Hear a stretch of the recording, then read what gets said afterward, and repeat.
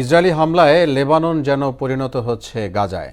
একদিনে লেবাননের বিভিন্ন এলাকায় নিহত হয়েছেন ৫৯ জন। মৃত্যুর থাবা থেকে রক্ষা পাচ্ছে না নবজাতক। ইসরায়েলি বর্বরতার হাত থেকে রেহাই পাচ্ছে না ইসরায়েলি সেনারাও।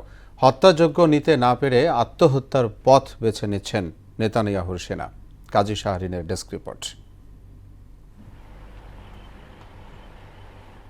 লেবাননে মাস দুয়েক আগে থেকে হামলা জোরদার করেছে ইসরায়েলি সামরিক বাহিনী। হামলার বর্বরতায় মৃত্যুর মিছিল যেন বেড়েই চলছে।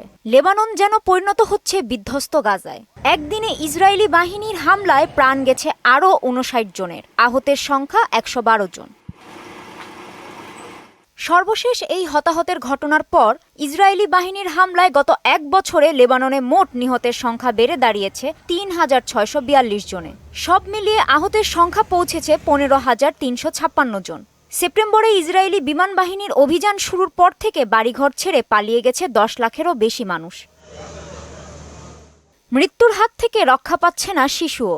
ইউনিসেফ জানিয়েছে, লেবাননে ইসরায়েলি বোমার আঘাতে মৃত্যু হয়েছে ২০০রও বেশি শিশুর, আহত ১,০০০-এরও বেশি। দেশটিতে হামলায় প্রতিদিন গড়ে অন্তত ৩টি শিশুর মৃত্যু হচ্ছে। তবে ধ্বংসস্তূপের নিচে এই সংখ্যা কত হবে তা বলতে পারেনি কোনো সংস্থা। ইসরায়েলের এই বর্বরতার প্রভাব পড়েছে হামলাকারীদের ওপরও। হত্যাযজ্ঞের মানসিক চাপ নিতে না পেরে আত্মহত্যা পর্যন্ত করতে বাধ্য হচ্ছে সেনারা। সাম্প্রতিক সময়ে অন্তত ৬ জন ইসরায়েলি সেনা আত্মহত্যা করেছে বলে জানিয়েছেন একটি ইসরায়েলি জাতীয় দৈনিক। কাজী শাহরিন, মোহনা সংবাদ।